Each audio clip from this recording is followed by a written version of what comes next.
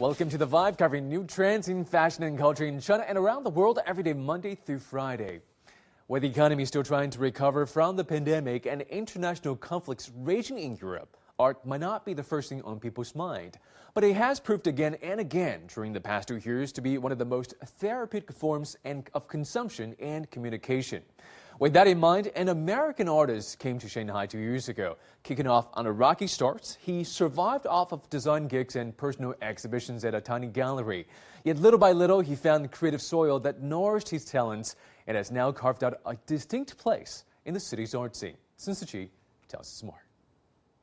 This was Kyle Score's first show in Shanghai 2 years ago at a gallery the size of half a bedroom.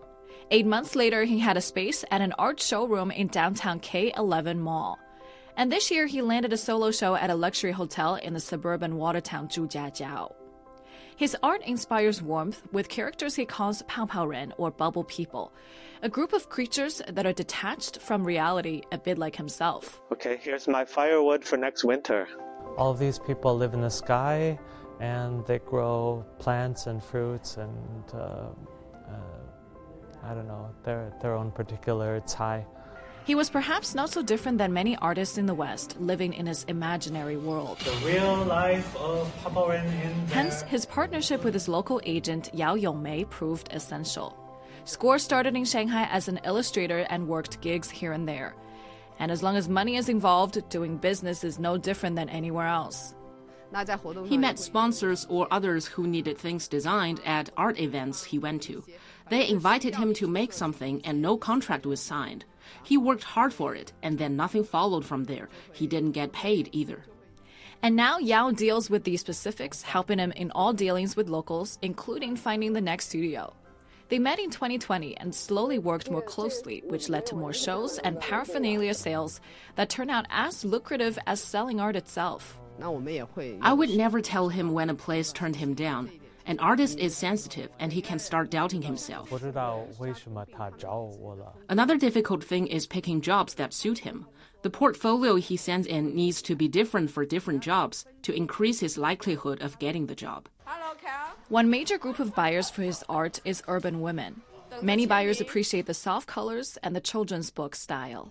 First thing I felt was his paintings show something real and innocent, a bit like the minds of children, a little spiritual.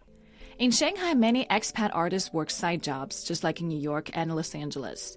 Finding well-paid jobs here is arguably easier. We've covered stories about an American artist who also works as a singer, and an Italian painter who works at an import food company.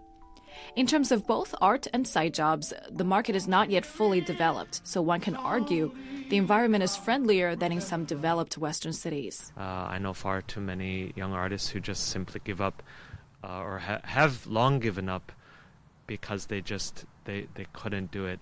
They worked so hard at multiple day jobs just in order to feed maybe 1 or 2 hours of good creative work a week. So here, over the course of many years, we've been able to very happily, very slowly, but surely, really luckily, establish something. Now finding a house for his possible studio in the vegetable-lined countryside of Shanghai. I look up here and I think, oh, this is interesting. He hopes he finds the soil where, given patience and time, his creative seeds are allowed to grow. The elixir of the gods. Sun Siqi, ICS for CGTN, Shanghai.